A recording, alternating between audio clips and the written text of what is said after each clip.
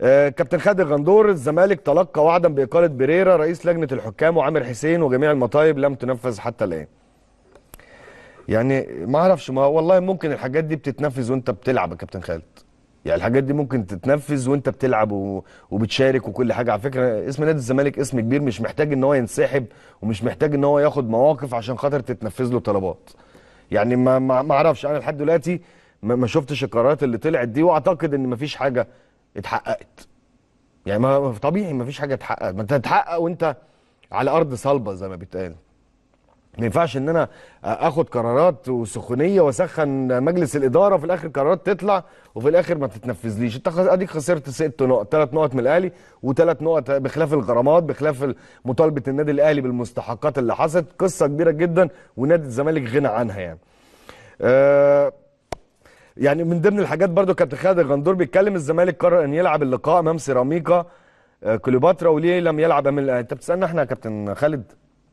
طب ما انت واحد من الناس كنت سخنت الجمهور وسخنت الناس وقرار تاريخي وقرار ل 100 سنه قدام وفي الاخر انت بتسال ليه لم يلعب امام الاهلي؟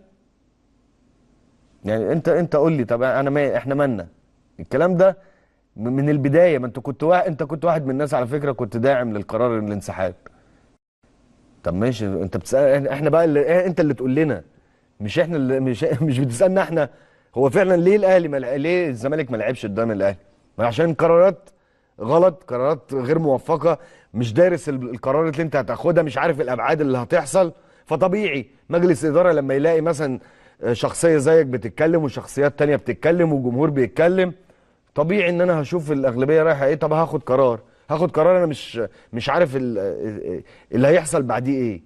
قرار غير مدروس وقرار دخلك في مشاكل، وفي الاول والاخر انت هتلعب يوم السبت. هل نادي الزمالك برضو ممكن ما يلعبش يوم السبت؟ ما اعتقدش يعني، لان كده مش الموضوع مش هيبقى حلو ومش هي مش هي مش هيبقى مفيد لنادي الزمالك. آه كابتن خالد الغندور بيقول لك الوسط الرياضي هيفوق يوم السبت. ما اعرفش هيفوق ايه يعني، ايه اللي هيحصل؟ مش عارفين يعني. يا جماعه الكلام ده يعني ما ليه يعني ايه اللي هيحصل؟ مش فاهم يعني. ما ايه الموقف؟ ايه اللي هيحصل؟ ما اعرفش يعني. دي دايما كلام بيتقال في الصحافه وفي الاعلام من غير ما احنا عارفين اي حاجه. ما مش عارف ايه اللي هيحصل يعني. مثلا يعني ان الزمالك هينسحب؟ ما هو الوسط هيتغير يوم السبت، يبقى الزمالك هينسحب او مش هيلعب او هيلعب، ايا كان الموقف اللي هيحصل يعني. يعني بصراحه تصريحات غريبه جدا الواحد بيشوفها. وكابتن طارق يحيى برضو، مشكله الزمالك انه يشكو اتحاد الكره لاتحاد الكره، وبالتالي الزمالك لم يحصل على حقه وتم معاملته بطريقه سيئه. لان كابتن طارق، انا والله يعني اسم كابتن طارق يحيى على فكره من الاسماء الكبيره جدا، من الاسماء التقيله. يعني انا واحد من الناس بتمنى الاسماء دي تبقى فعلا مفيده لنادي الزمالك. يا جماعه انتوا ما تقعدوش تعاتبوا وتقعدوا تتكلموا في الصحافه مجرد اعلام. لازم النجوم والاسماء الكبيره اللي زي كابتن طارق يحيى والاسماء الكبيره فعلا اللي بتحب نادي الزمالك، على فكره مش عيب لما مجلس الاداره يقعد يكتسب خبرات منهم. مش عيب ان انت تجمع اولاد النادي وتستشيرهم. ما ينفعش تاخد قرارات انت مش عارف ايه الابعاد بتاعتها. اتمنى ان فعلا نجوم نادي الزمالك، انا عارف ان بقى متخوفين قوي يعني. نجوم واسماء وعملت بطولات مع نادي الزمالك بيتخوفوا من الجمهور، بقى يشوفوا الجمهور عايز ايه يقوموا رايحين معاه. يا جماعه في الاول والاخر الجمهور جمهور، وفي الاخر انت اسم كبير. لازم تقعدوا مع مجلس الاداره وتشوفوا ايه المواقف اللي هيحصل الفتره اللي جايه، لان كده نادي الزمالك رايح في حته مش حلوه، رايح في اتجاه خطأ جدا على فكره. الموضوع وصل لدرجة غريبة جدا والله العظيم من الاستغراب يعني. من أكتر الناس الداعمة لفكرة الانسحاب ومن أكتر الناس الداعمين،